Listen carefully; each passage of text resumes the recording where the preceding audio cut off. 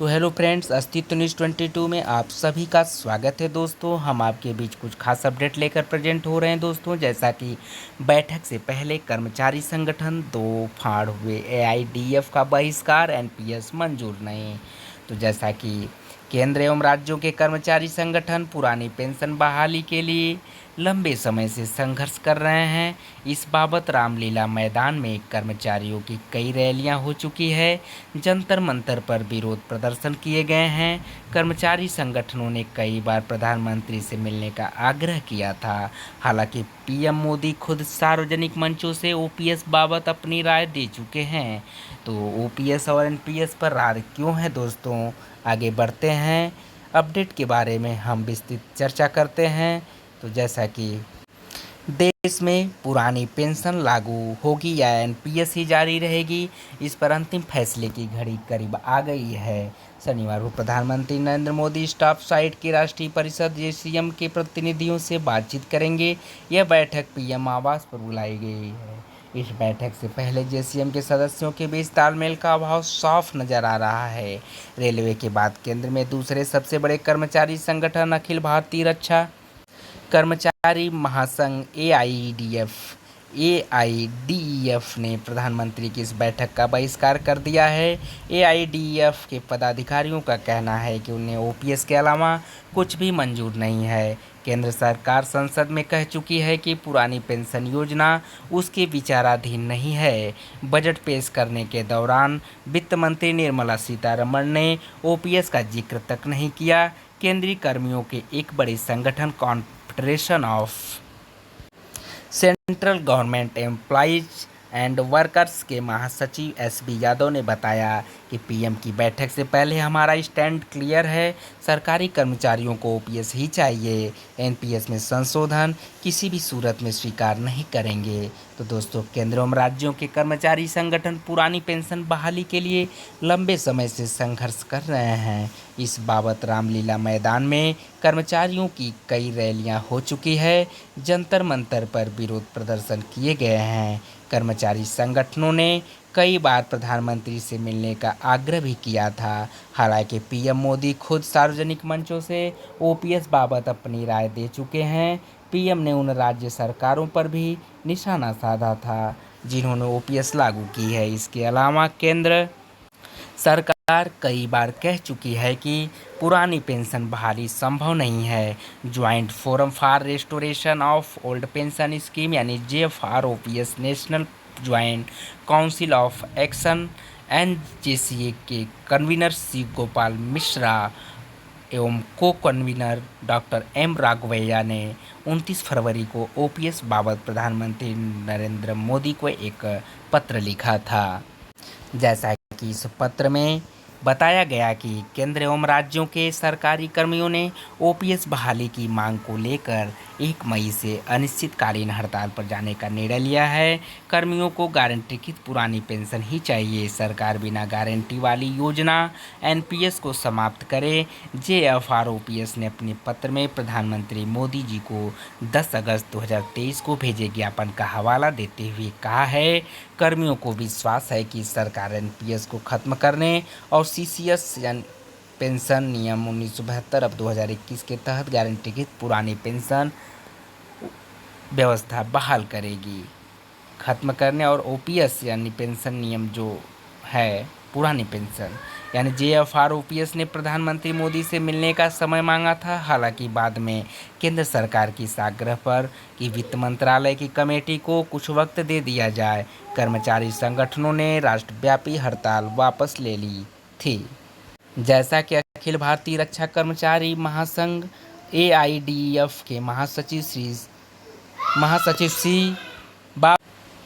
महासचिव श्री कुमार के मुताबिक उनका संगठन प्रधानमंत्री के साथ होने वाली बैठक में हिस्सा नहीं लेगा। वजह बैठक में ओपीएस पर नहीं बल्कि एनपीएस पर ही बातचीत होगी।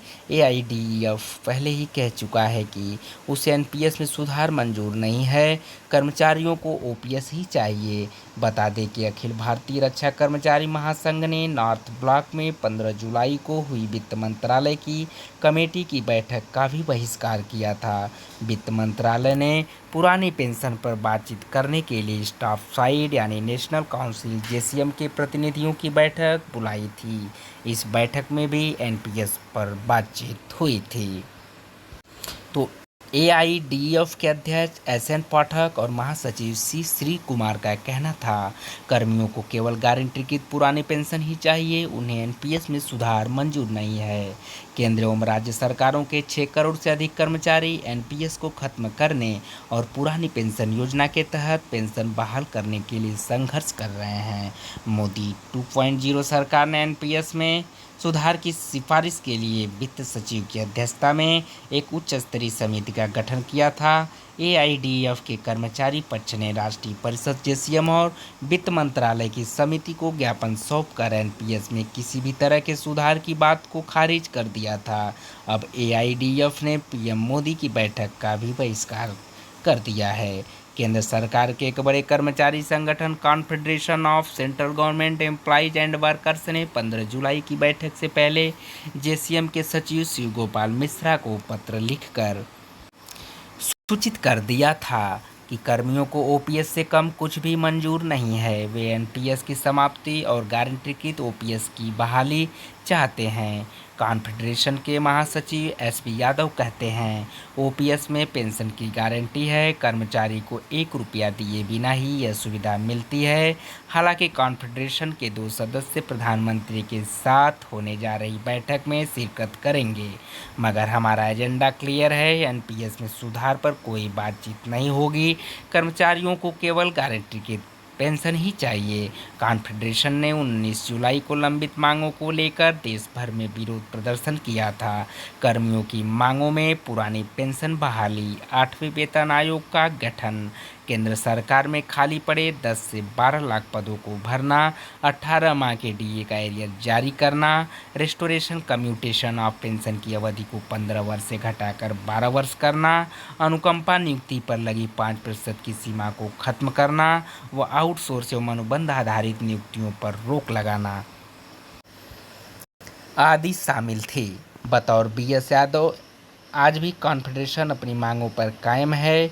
पीएम के साथ होने वाली बैठक में भी कॉन्फेडरेशन उक्त सभी मुद्दे रखेगा, यानी बतौर एसपी यादव आज भी उस मुद्दे को रखेंगे। National mission for old pension scheme Bharat के राष्ट्रीय अध्यक्ष डॉक्टर मनजीत सिंह पटेल ने प्रधानमंत्री की बैठक को लेकर कहा, ज्वाइंट कंसल्टेटिव मशीनरी जेसीएम केंद्र सरकार के विभागों के प्रतिनिधियों से मिलकर बनती है।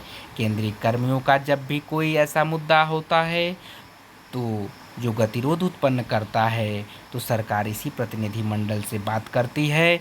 इसके स्टैंडिंग कमेटी में केवल 12 लोग हैं जो सरकार से बातचीत करते हैं। मुद्दा कोई भी हो, अगर वह केंद्रीय कर्मियों से जुड़ा है तो सरकार बातचीत इसी से करती है। इसी आधार पर राज्यों को सरकारें भी अपने अपने राज्यों की मान्यता प्राप्त संगठनों से बातचीत करती हैं पुरानी पेंशन के मुद्दे पर। इसलिए सरकार किसी राज्य के कर्मचारी संगठन को आमंत्रित नहीं करती। चूँकि रेलवे सबसे बड़ा केंद्रीय सेक्टर है, इसलिए हमेशा रेलवे के प्रतिनिधि ही इन बैठकों में अहम किरदार होते हैं। खैर जो भी हो, हमारा आंदोलन आज सफलता के करीब है। हमें उम्मीद है प्रधानमंत्री मोदी एनपीएस को ओपीएस में कन्वर्ट करने का बड़ा और ऐतिहासिक फैसला जरूर लेंगे। तो दोस्तों, हम डिस्क्लेमर में भी कह सकते हैं कि यहाँ पे जो भी जानकारी हम आप तक प्रेषित कर रहे हैं वो मात्र इंटरनेट द्वारा प्राप्त की हुई सूचना है। अस्तित्व न्यूज़ 22 इस खबर की पुष्टि नहीं करता। दोस्तों, आप सभी लोग इस खबर के सत्यापन के लिए आप इस वेबसाइट पे जाकर जांच कर सकते हैं। आपका बहुत बहुत आभार प्रकट करता हूं दोस्तों। बहुत बहुत धन्यवाद। थैंक यू सो मच दोस्तों। I love you.